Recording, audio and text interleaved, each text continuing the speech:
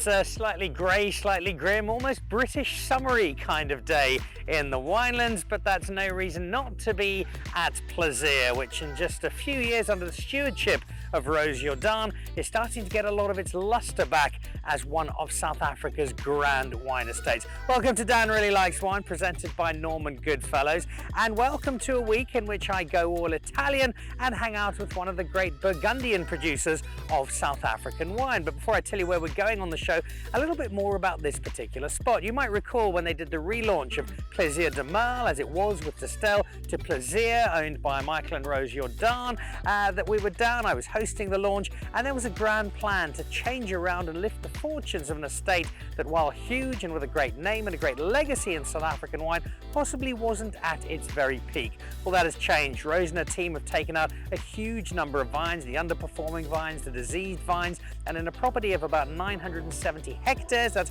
roughly the size of Malawi, they've done an awful lot to try and improve the quality of the grapes here and lift the wine. In young Tim, they've got a fantastic winemaker who's joined the team, and they've also got a love of all things mountain biking, which has added another dimension to this property. If you like life on a mountain bike, as Rose and Michael both do, there are now miles and miles of single track with which to explore the Plaisir estate. Now, that is lots of fun if you're a mountain biker. I'm more of a wine drinker, and so I'm going to head inside to the tasting room to have a bit of a look at some of the wine they have got available. While I do that, what is on the magazine show this week? We head into Cape Town for a celebration of Italian wine as Winnie Bowman drags some Italians and loads of wine to South Africa for a celebration with Gambero Rosso and some really cool wine from the Mediterranean. First of all, though, it is into the Hemelanada Valley, where Hannes Storm, who cut his teeth in the valley, has now got his own label. He has for a while now, and his Storm Chardonnay and his Storm Pinot Noir. Not just beautiful wines, but wines that are extremely hard to get hold of.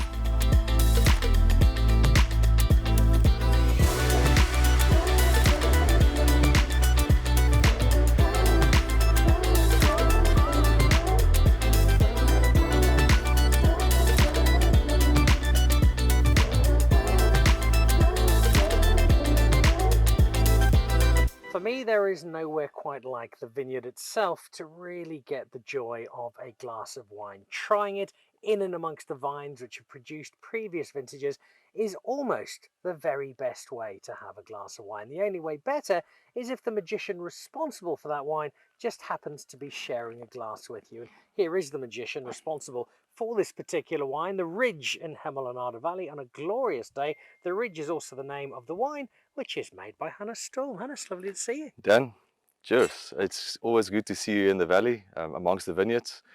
We've just finished this harvest of this vineyard about 2 weeks ago. So what we have in the glass is a 2022 of this specific vineyard. And what's better to start a day with a glass of this in your hand? The last time we shared some wine together was in a restaurant in Johannesburg. It was lovely, but not quite the same ambience as being out here and effectively being in your office. For sure. No, we spend a lot of time here in the vineyard. We try to direct the fruit in the cellar in the right direction into the bottle, but this is where everything happens. So it's here in the Hemelanada Ridge, beautiful Bockerveld shale-derived clay soils with a pretty mountain backdrop, very close to the ocean, and always this slight breeze from the cool Atlantic Ocean that makes it really special. So it's really a part of my well-being and heart to stand here. We know you as a winemaker, that's your title, but the winemaking isn't just putting stuff into a barrel, putting stuff into a bottle. This is where so much of the work happens. Talk to me about that element of being a winemaker, spending time out in the vines, understanding them and working out where your wine might be going. Dan, for me, I think it's really important that that's paramount to spend time in the vineyard. I always say my contribution to the wine is maybe a 99%, or 1% actually. The rest is in the vineyard. And that 1% pivots around the time of picking. That's very important to make sure we capture the fruit fresh, with good length and acidity, with longevity. And then there are three other words that I use often in the cellar, and that is hygiene, hygiene, and hygiene. And that's it. Yeah, the rest is a terroir and the soil speaking. and they are set amongst such an exquisitely beautiful environment. As I look around the Babylon Turin Mountain behind us, the valley down here, it's not just the aesthetics though; it's the function of this area. How does the breeze, the nature of this valley speak to what you're able to produce in the bottle? Then I think the most important thing here for us is the cool Atlantic Ocean close by. And we have this slight prevailing southeasterly winds coming from this cool ocean, 12 degrees average temperature. And then the secondly, really important is the soils, the deep soils, clay-rich soils, and very low vigor. And that I think captures the concentration of the fruit and a good natural acidity in the wines. We don't try to make big and bold wines, but we try to make wines and let it speak of the terroir and that capture the essence of the terroir, soils and longevity in the wines. That's important. Yeah. And your understanding of that is born out of a great deal of experience because prior to getting Storm up and running, there was Hamilton Russell. I think that was back in about 2000, 2001. So you've had more than 2 decades in this valley. How has your understanding of how this valley works and how it shapes the wine grown in that time? Then I think from the start, my first vintage year it was 2000, so I did my 24th vintage this year, which is really exciting. I just mentioned earlier that I was privileged to be able to offload the first grapes, the 8 tons of grapes of this specific vineyard, the last harvest of the year. But I think from the start, what we've done here, nothing has changed. I think we got more clever of actually stepping back from the winemaking point of view and just focus on the soils and the vineyards. To have a microcosmos in the vineyards, having a living soil, I think that's what's going to make the difference. And obviously, another thing that we can just wait for very excitingly is the fact that we gaining some vine age along the line. And I think we're on a very good curve and a good spot at the moment to just continue what we do, focus on the bowl, focus on what we do the best, and have the KISS principle applied. I think that is important. Yeah. And in keeping it simple, you're not intervening in the winemaking process too much, which means you're largely letting the grapes and the conditions of a particular vintage guide what happens. How much variation do you see from year to year? Dan, that's also an important point. There's definitely what we try and achieve here also is to showcase the vintages, the differences in vintages. And it's wonderful now to release our 10th vintage in the next 2 weeks and to be able to showcase those differences in vintages from a winemaking point of view, viticultural point of view, nothing has changed. So we've kept everything the same. Our approach has been the same for the past 12 years now. And you get cool years, you get warmer years, you get wet years, you get challenging years like these, that this specific vintage. But at the end of the day, we as winemakers can be very negative sometimes about a vintage, but it always works out better than we think. So it's very positive. Yeah, but we see those vintage variations, and I think that makes it so interesting to look back, even if it's 10 or 15 years ago, to look back and think back of the hardships and the positives of those vintages. And that's great to actually have it reflect in the glass. Let's reflect on this particular glass as we try some, which I'm Cheers, really looking cheers. forward to. As we drink it, tell me about this wine and how this particular year came about. Dan, the 2022 vintage was basically the last vintage here in the valley or the first vintage that we've harvested after we've had good rains. We had a prevailing drought, and the growing season of this specific wine, we had double our annual rainfall. And I think what we've learned here also is that the vines they need some TLC. They need some TLC in the form of water and other things, but the plants produce beautifully this year. 22 vintage. There's good concentration and length, and I think the freshness in the wines, the citrus minerality that we are so proud of in this valley, showcases quite beautifully in this wine. Citrus minerality, some white pear with always a mid-core palate and length. Subtle oak at the background, but oak only there to add a bit of spicy notes, nothing else. We don't want sweetness, we want longevity in the wines, but I think the freshness of the wines speak for themselves. And you mentioned that subtlety of oak. For me, that's so important in that it's there, it frames the wine, but it really doesn't get in the way of the fruit telling its own story as the star of the show. Exactly. I think the most important is to preserve the purity and to honor the fruit. And we as winemakers can guide it into the right direction, and I think that makes the most interesting wines at the end. One of the joys of South African wine, one of our calling cards, is that we're able to make wine that we can drink very early, and we know that that's where most wine goes, much as we'd love it to be otherwise. But there is still that element of the market that wants to see where wine goes. It is willing to hang on to wine. Exactly. When we look at this sort of Chardonnay, yes, we can drink it now very happily as we are. Mm. Where for you would the optimum drinking window be here? Dan, that's also a very important point that we speak about speak about quite often, and we like wines that can mature well. When we release our wines and some of the other wines in the valley also, um, they are ready upon release, but they can just get better by time. And what's better to have that freshness captured in the wine while developing the secondary and tertiary characters. Our Chardonnays, the Storm Chardonnays, the Fred and the Rich, we've opened the 15 the other day, and it's retained the freshness, but it starts having a bit more of that toasted almonds, richness on the sides, but the mid-core is there. And I think 4 or 5 years probably for me the favorite time drinking them, but they will definitely last much longer. Yeah, exciting. And those tertiary characteristics creeping in, the sign of age, can't happen until you've had a bit of age, until you've had some time building up this empire of yours.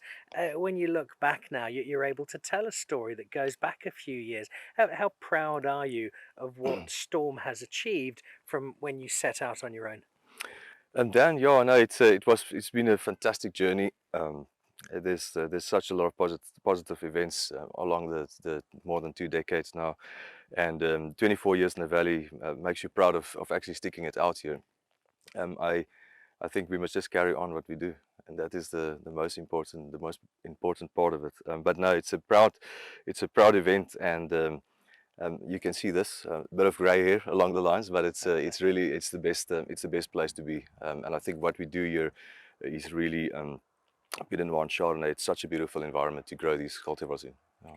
Well, I think the fact that trying to get hold of your wine is almost impossible is a pretty comprehensive sign that what you've done is pretty special. I can see where your inspiration comes from, and it translates beautifully in the glass. So thanks for sharing it with us, and here to many more Yeah. vintages. Cheers, Dan. Thanks for coming out and enjoy. Cheers.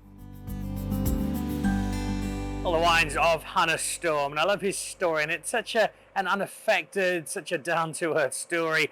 And that wine, sure, just that Hemelanata Valley. And we often speak about it in the context of Burgundy and talking about how it's South Africa's equivalent, very much now on its own terms. Yes, the grapes are similar, but the style is its own, the quality is its own, and thanks to people like Hannes, it is only going one way. And now there's not much Burgundy, certainly not much Pinot Noir sitting behind me, but there is an awful lot of wine. This is the cellar at Plaisir, and it goes back to the Plaisir de Merle days, so there is a lot of wine history, a lot of heritage in the literally hundreds and hundreds of barrels that sit behind me. There's a real authenticity to the estate when you walk through here and you feel the years and years of winemaking coming to life, as you do when you walk in the door of the old building, the Cape Dutch architecture that is a fixture of the Plaisir estate, and it shows you where this place has come from, but it also speaks to where it is going, because with Tim Whitfield and Rose Jordaan, there's a real drive to lift the wine up and to make it extraordinary. And that's what I want to check out, because not only is there wonderful wine in barrel, there's also some terrific wine like this 2018 5-star Platter Cabernet Sauvignon that is sitting inside in the tasting room. So I'm going to go in and do some tasting before I nip off to Cape Town and check out the Italian Wine Roadshow with Gambero Rosso.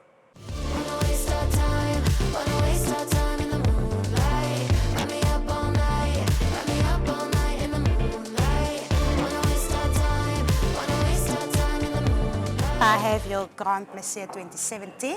Oh, which I do like. Tell me a little bit about the Grand So Plaisir. this is one of our icon wines. It got in 59% Cabernet Sauvignon, 20% of our Cabernet Franc, 17% of our Malbec, and 9% of our Petit Verdot. Hope you enjoy this. I'm sure I will. Cheers, Gail. Thank You're you. welcome.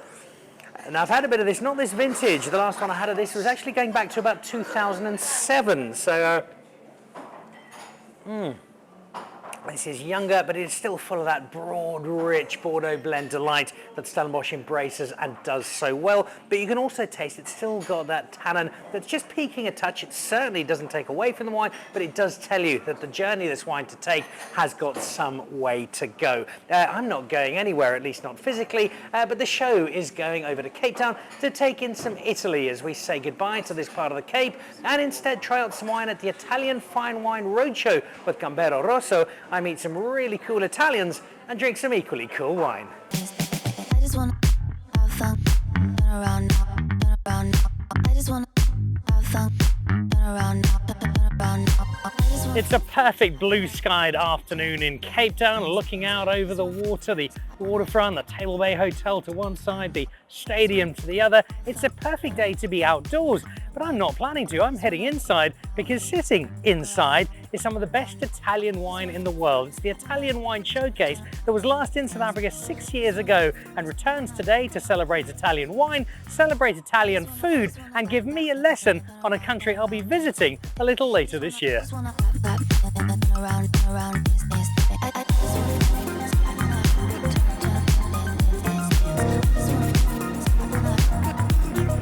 It's the second time we come here in Cape Town. Last time was 6 years ago. We plan to be here at least every 2 years, but then a lot of things happened in the meantime. We are very pleased to be back, and we are sure that in 2 years we'll be back again. We started some 20 years ago organizing events and presenting our top wines and top wineries around the world, alongside with the new edition of the wine guide. These events proved to be very successful, so we started adding to New York, Munich, and Paris, London, city after city. So now we have a network of almost 40 important cities around the world.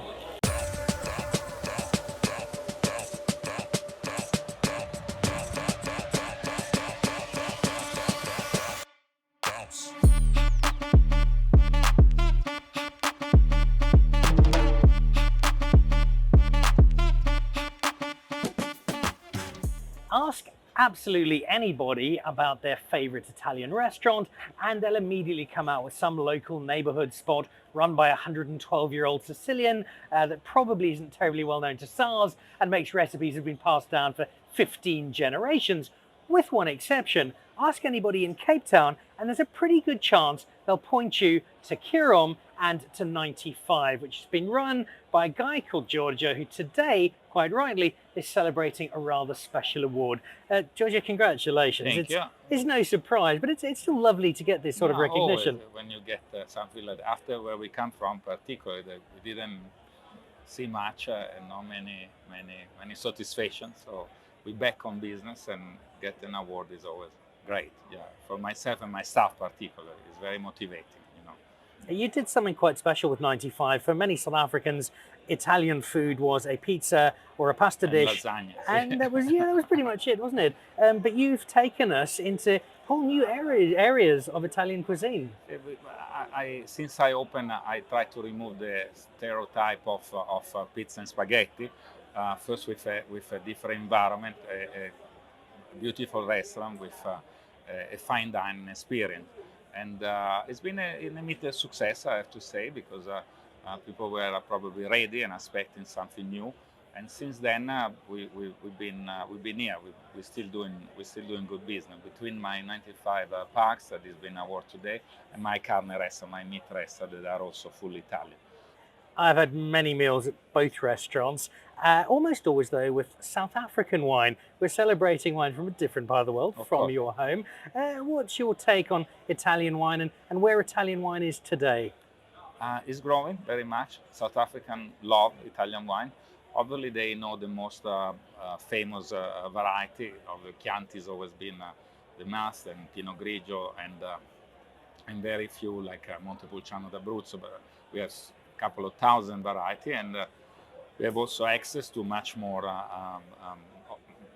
available in South Africa, much more variety, and the local client is very curious, is always willing to try, and they sell very well. We're doing very well with the Italian wine. Prosecco obviously took over the last couple of years, like everywhere in the world.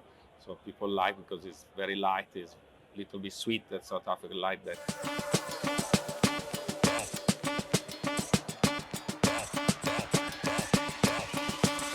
We're absolutely blown away that we've just opened recently in the last 3-4 months, and to be awarded this award by Gambero Rosso, we're absolutely blown away. So it shows all the hard work and dedication has definitely paid off. I think South Africans are absolutely loving Italian wines. A lot of the South African wines are actually using the varietals of the Italian style wine here in South Africa. I think it's growing hugely. I mean, Prosecco is blown up in South Africa a hell of a lot at the moment. It's one of the highest selling sparkling wines around the world at the moment, and South Africans are just, they cannot get enough of it actually.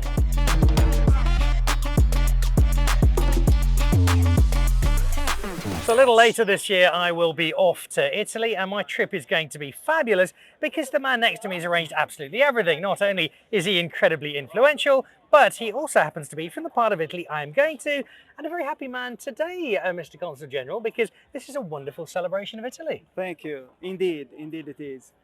It's a great celebration of the best Italian wines and one of the best Italian restaurants in Cape Town. It's a celebration of Italian food and wine. As we love to say, there is the best of Italy is the excellence of Italian enogastronomy. So enogastronomy is a word that binds together both food and wine. It means that wine is an essential component of a proper Italian meal, and that's why the format today, they put them together to celebrate the best of both Italian food and Italian wine here in Cape Town. Now, there's not a town I've been to anywhere in the world that doesn't have an Italian restaurant. Everybody's got their own favourite Italian that they're adamant makes the best pizza, makes the best pasta. What is it about Italian cuisine that has allowed it to become this global force?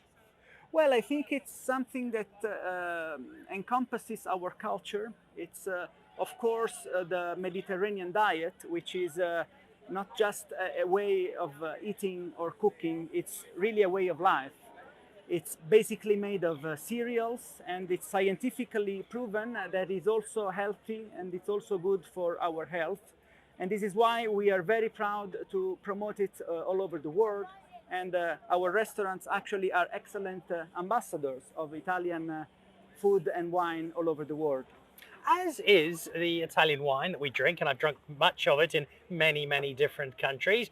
If we go back to Italy, how fundamentally important is wine in the lives of most Italians? Well, since the antiquity, I would say the name that Greek colonizers gave to Italy was Oinotria, the first name of Italy in history, and it meant exactly the land of wines. So it means that the ancient Greek found in Italy the best wine production of the ancient world. And of course, wine was also an essential component of the ancient Roman diet. So for us, it's really a historic tradition that lasts until today. And what makes it really special, I think it's the variety of the Italian landscapes, the variety of the Italian soils, the minerality of the different Italian soils that makes our country so special in this respect. But I'm also particularly happy that Italian wines are promoted here in South Africa because, of course, South Africans make very good wine as well. And I think when you make good wine, you understand good wine and you appreciate wine quality even more. And a lot of South Africans do appreciate Italian wine because while we've got some amazing wine here in South Africa, we're seeing more and more Italian wine come into South Africa, and that seems to be a trend that's on the rise. Yes, absolutely. Our interchange, our trade interchange is growing a lot. And of course, food and wine are an essential component of our trade relations. But also, I have to say, there is a huge complementarity between our wine industries because a lot of South African wineries also import Italian machineries to produce Italian wine. So it's not just competition between local wine or Italian wine, as you can imagine, but there is also a remarkable cooperation among our wine industries, which I find it amazing. Now, I'm coming to Italy later on this year. I was already really excited, but having tried so much wine and such a variety of wine as you refer to, I'm now even more excited. As diplomatically as you can, being a diplomat, what am I really looking out for when I get over to Italy from a food and wine experience beyond what I might have found in my local very good Italian restaurants? Well, I think you will be amazed by the variety of Italian food, because we really have a combination of menus and raw materials that is you cannot find anywhere else. The fish, the vegetables, the cereals, and of course that makes also the pairing with the wine, because in our culture there is a deep understanding of the pairing that you must do between the food and the wine. So that is an essential part of an Italian meal, and is carefully selected. So you cannot drink a wine that is just hazardously paired to a special food. No, there is a very deep and rooted culture of food and wine pairing. I think that's fundamental characteristics of our restaurants and our dietary habits. I have 10 days of wonderful Italian indulgence ahead of me. One last request before we let you get back to tasting some wine. I need an Italian lesson from you, please, Consul General. Just one word, one phrase. Give me a bottle of your best wine. Potrebbe darmi per cortesia una bottiglia del suo miglior vino? I'm going to run that by, record it. By the time I get to Italy, I'll have it nailed. Thank you so much. Thanks for bringing Italy to Cape Town. Thank you. And thanks for... And enjoy Italy. I will do. Thank Cheers. There's something hypnotic about that behind me, the mill turning slowly and grinding around. Just part of the history and heritage of this wonderful old estate that's enjoying this fresh lease of life, thanks to Rose and her team. Also a great lease of Italian life, thanks to the guys at Gambero Rosso and the inimitable Winnie Bowman. I think she's probably still there, finishing off some Italian wine.